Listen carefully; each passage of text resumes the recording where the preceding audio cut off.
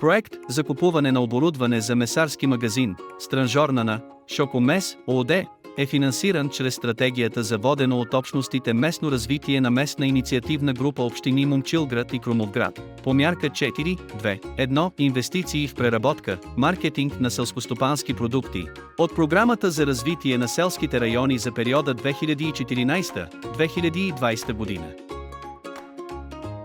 Фирма Шокомес ООД оперира в сферата на търговията с месо и местни продукти в град Момчилград. Решава да инвестира в закупуване на ново технологично оборудване, с което да успее да отговори адекватно на пазарното търсене и да разшири асортимента на предлаганите стоки и услуги. Основната цел е подобряване на цялостната дейност, икономическата ефективност и конкурентоспособността на предприятието чрез инвестиции в закупуване на технологично оборудване за преработка. Закупени са и 2 броя специални витрини за сухо зреене на месо. Целта на тези камери е, чрез специална обработка да се получи окрехкотено месо, с по-добри характеристики.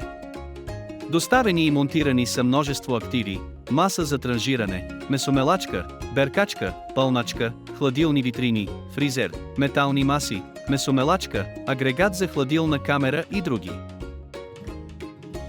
Проектното предложение включва инвестиция, насочена към закупуване на технологично оборудване за транжорна и обзавеждане за търговско помещение в град Момчилград.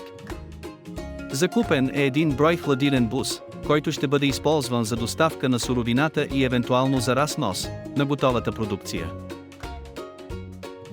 За поддържане на определен микроклимат в помещенията е закупен 1 брой колонен климатик, осигуряващ нормалното функциониране на обекта.